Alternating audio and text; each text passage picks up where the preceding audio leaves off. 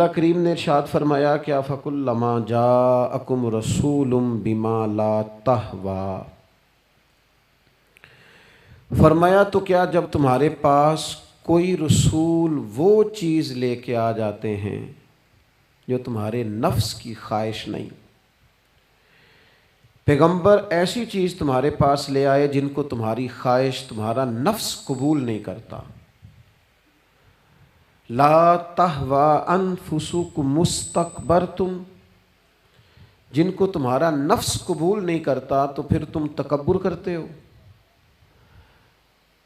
تمہارے نفس پر وہ چیز گراں گزرتی ہے، تمہاری خواہش کے وہ چیز خلاف ہوتی ہے، تمہاری مرضی کے مخالف ہوتی ہے، پھر وہ تم اس سے تکبر کرتے ہو، فَفَرِيقًا كَذَّبْتُمْ،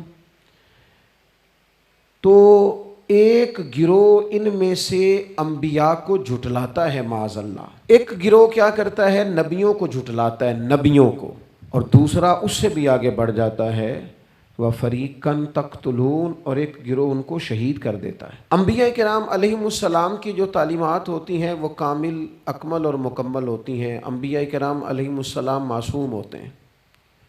نبیوں میں معاذ اللہ نہ ظاہری طور پر کوئی نقص ہوتا ہے، نہ باطنی طور پر نقص ہوتا ہے۔ اللہ تعالیٰ انبیاء کرام علیہم السلام کو بڑے قبیلوں میں پیدا فرماتا ہے، ان قبیلوں میں جو اس دور کے اندر لوگوں میں بڑی قدر کی نگاہ سے دیکھے جاتے ہیں، ان میں نبی آتے ہیں۔ انبیاء کرام کو اللہ تعالیٰ حسن و جمال دیتا ہے، قد و قامت دیتا ہے، ان کو اللہ تعالیٰ پر وجیح چہرے دیتا ہے، کامل تعلیمات دیتا ہے۔ اور سب سے بڑی بات یہ ہے کہ انبیاء معصوم ہوتے ہیں، ان کے اندر کوئی نفسانی خواہش ہی نہیں ہوتی، نبی کوئی خطا کرتے ہی نہیں۔ کامل، مکمل، اکمل تعلیم نبی لے کے آتے ہیں، لیکن اللہ کا قرآن کہتا ہے کہ جب وہ چیزیں تمہاری نفس کی خواہش کے خلاف ہوتی ہیں، چیزیں بالکل مکمل ہیں، کامل ہیں، اکمل ہیں، نبی معصوم ہیں۔ عام آدمی اگر کوئی بات کرتا ہے تو اس کی بات میں نقص رہ جاتا ہے، کمزوری رہ جاتی ہے، کسی دانشور سے، کسی شاعر سے، کسی ادیب سے، کسی آپ جس نے اپنی دانش بینش کے حساب سے کوئی بات کی ہے، آپ اگر اس سے کوئی تربیت لیتے ہیں تو اس کی بات میں کمزوری رہ جائے گی، عام آدمی ہے۔ انبیاء کرام علیہم السلام کی تعلیمات جو ہوتی ہیں وہ ذاتی نہیں ہوتی، وہ وحی الہی کے ساتھ ہوتی ہیں، ان میں کمزوری کوئی نہیں ہوتی، نقص کوئی نہیں ہوتا۔ انبیاء کرام علیہم السلام خوبصورت ہوتے ہیں، نورانی ہوتے ہیں، یعنی کسی بندے نے معاذ اللہ ان سے کوئی ایسی چیز نہیں دیکھی ہوتی جس سے کہ قباحت پیدا ہو، نقص پیدا ہو۔ انسان دور ہٹے، انہیں اللہ تعالیٰ ظاہری، باطنی، معنوی حسن دے کے دنیا میں بھیجتا ہے، کیوں نہیں لوگ مانتے؟ 950 سال حضرت نوح علیہ السلام نے تبلیغ فرمائی، اور میرے بھائی 1.5 دن میں بندہ تھک جاتا ہے، اکتا جاتا ہے، ہف جاتا ہے، عام آدمی کی بات کر رہا ہوں۔ 950 سال تبلیغ کی، اور تبلیغ کرنے والا بندہ کامل ہے، مکمل ہے، اکمل ہے، درد مند ہے، سونا ہے، نہیں ماننے لوگ۔ کیوں؟ قرآن کہتا ہے اس کی وجہ یہ ہے کہ چیزیں وہ ہیں جو ان کے نفس کی خواہش کے خلاف ہیں، جو یہ ان کے نفس کی اور باطنی جو خواہشات ہیں ان کے مخالف ہیں، نہیں مانتے۔ حضرت موسیٰ کلیم علیہ السلام بنی اسرائیل کو نجات دینے کے لیے آئے تھے، راحت دینے کے لیے تشریف لائے تھے، لیکن آپ ان کے مطالبات دیکھیں کس قدر تکلیف دی۔ کبھی کہتے تھے نہیں مانتے جب تک اللہ کو اعلانیہ نہ دیکھ لیں، کبھی وہ کوئی مطالبہ لے کے آ جاتے، کبھی وہ پانی کا مطالبہ کرتے اور کہتے 12 چشمے الگ الگ چاہیے، کبھی وہ من و سلوہ کا مطالبہ کرتے، کبھی کہتے من و سلوہ تو آتا ہے پر ایک جیسا کھانا ہے، ہمیں تو الگ الگ چاہیے، وہ اجناس چاہیے جو زمین سے اگنی ہے۔ حضرت موسیٰ خوبصورت تھے، نورانی تھے، پر وجیح تھے، اور کمال یہ ہے کہ رب کے اتنے پیارے ہیں جن سے رب کلام فرماتا ہے، لیکن قوم ہے کہ تسلیم کرنے کو تیار نہیں، ماننے کو تیار نہیں۔ فقط اتنی بات ہے کہ وہ تعلیمات وہ ہیں جو ان کے نفس کی خواہش کے خلاف ہیں، اور ذرا سا انہیں موقع ملا، حضرت موسیٰ علیہ السلام 40 دنوں کے لیے کوہ طور پہ تشریف لے گئے تو پیچھے سے ایک بچڑے کی پوجا شروع کر دی۔ جناب کلیم واپس آئے تو پھر طرح طرح کی ہیلے بازیاں۔ حضرت یوسف علیہ السلام کا تو حسن مشہور ہے نا ساری دنیا میں، دنیا جانتی ہے نا کتنے سونے تھے، تو کیا اتنا خوبصورت آدمی بھی کنویں میں ڈال دیا جاتا ہے؟ کیا اتنا حسین آدمی بھی بازار میں بیچ دیا جاتا ہے؟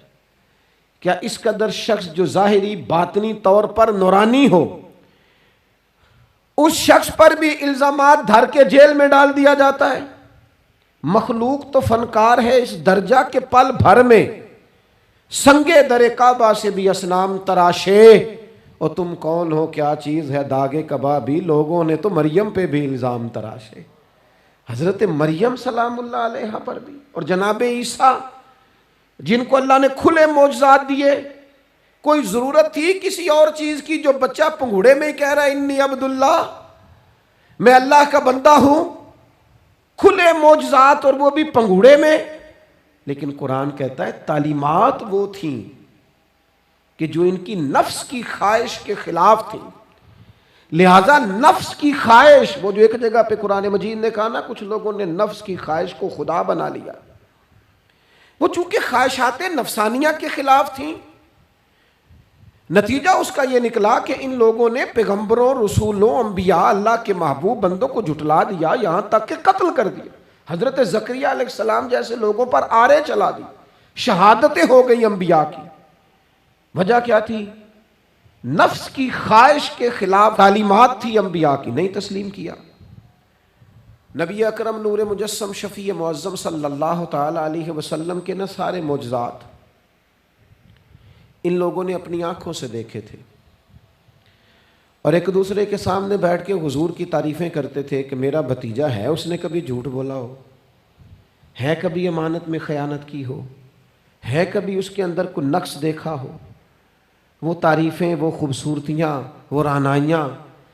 لیکن جب حضور نے اعلان نبوت کیا نا، اب وہ جو خواہشات نفسانیہ تھی نا، وہ جو باطن کے اندر خواہشات مچلتی تھی، میں سردار ہوں، میرے ڈھیر سارے غلام ہونے چاہیے، میں کسی کو اپنا داماد قبول نہیں کرتا لہذا بیٹی کو زندہ دفن کروں گا، میں یہ کیسے قبول کر لوں کہ غریب آدمی میرے برابر میں آ کے بیٹھ جائے، برادری کی اونچ نیچ کیسے چھوڑ دوں۔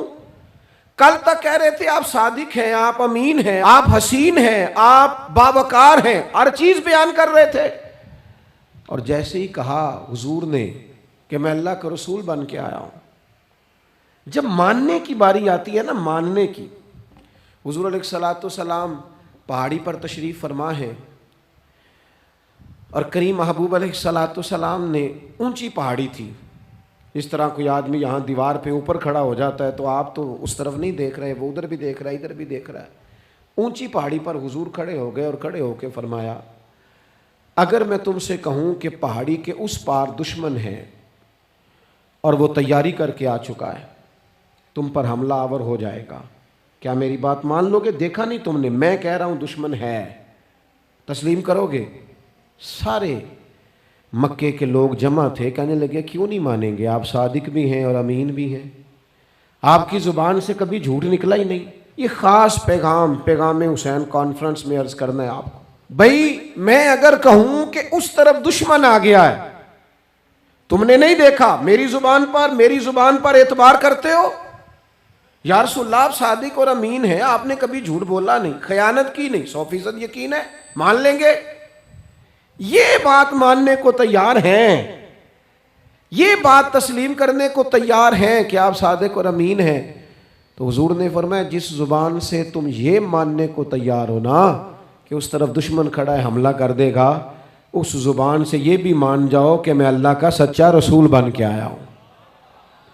آپ میری بات کو سمجھیں، تھوڑی دیر پہلے بیک وقت کہہ رہے ہیں بالکل آپ جو کہتے ہیں حق اور سچ ہے، اور اب جب کہا میں رسول ہوں مان جاؤ، تو معاذ اللہ تعالیٰ ابو لہب کہنے لگا آپ کے ہاتھ ٹوٹ جائیں، آپ نے ہمیں اس کام کے لیے بلایا تھا، طرح طرح کی بولیاں بولنے لگے۔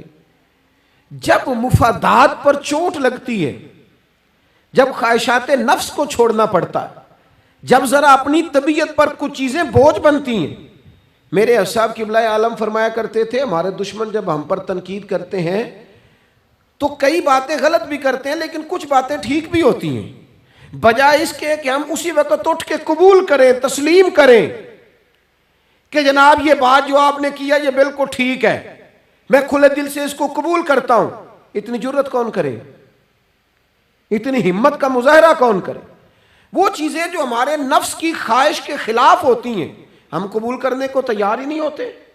لیکن جو مزاج دین ہمیں عطا کرتا ہے، وہ دین ہمیں یہ عطا کرتا ہے کہ جب تم یہ دیکھو نا کہ بات جو ہو رہی ہے وہ بات ٹھیک ہے، اگرچہ میرے مفادات کے بھی خلاف ہے، اگرچہ میرے نفس کی خواہش کے بھی خلاف ہے، اگرچہ میری سرداری کے بھی خلاف، ہو سکتا ہے میرا مالی نقصان بھی ہو، لیکن چونکہ ٹھیک ہے لہذا مجھے قبول کر لینی چاہیے. یہ جرت پیدا کریں اپنے دل کے اندر، یہ طاقت پیدا کریں. یہ آج کا پیغام ہے. آپ دیکھیے حضرت فاروق اعظم رضی اللہ تعالیٰ عنہ نے مسئلہ بیان کیا تو جناب فاروق اعظم رضی اللہ تعالیٰ عنہ نے اس مسئلے میں عورتوں کے مہر کے متعلقہ، جو حق مہر ہوتا ہے خاتون کا، اس کے متعلقہ جناب عمر نے کوئی مسئلہ بیان کیا. تو آپ جمعہ پڑھا کے باہر نکلے تو ایک خاتون کھڑی تھی دروازے پر، کہنے لگی امیر المومنین حد ہو گئی ہے، آپ عورتوں کو مہر لینے پر پابندی لگا رہے ہیں، اتنا لینا اتنا نہ لینا، اور اللہ رسول نے کھلی اجازت دی ہے جتنا مرضی لے لیں. اس خاتون نے دلائل پیش کیے.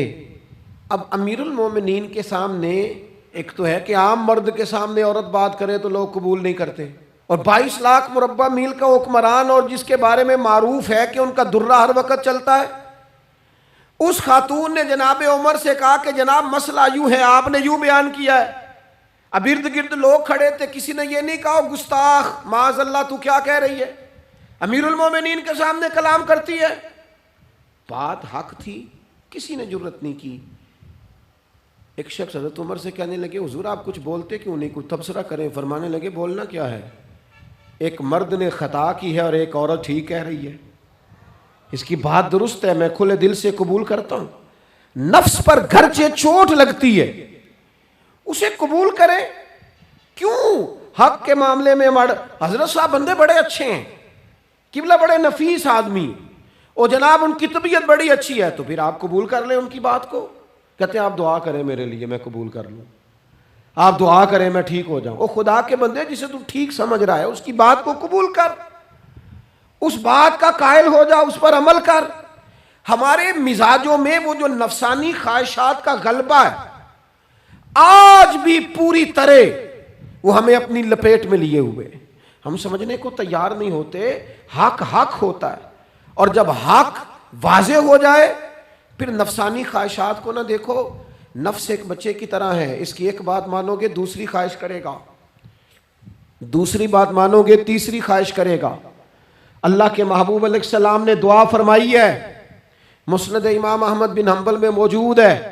حضور اللہ کی بارگاہ میں عرض کرتے ہیں تعلیم امت کے لیے، صرف ہمیں سمجھانے کے لیے، ورنہ تو معصوم عن الخطا ہے. محبوب اللہ کی بارگاہ میں عرض کرتے ہیں اے اللہ مجھے اس خواہش سے بچانا جو ایک اور خواہش میں مبتلا کر دے، اس خواہش سے بچانا جو خواہشات کے دروازے کھول. ہم اپنے نفس کو لے کر دین کے مقابلے میں کھڑے ہو گئے. میری برادری کہتی ہے کہ شادی میں ڈھول بجے گا، تماشا ہوگا، اور اللہ رسول کہتے ہیں کہ اس میں شریعت کا بول بالا ہوگا، پتہ چلے گا جیتتا کون ہے.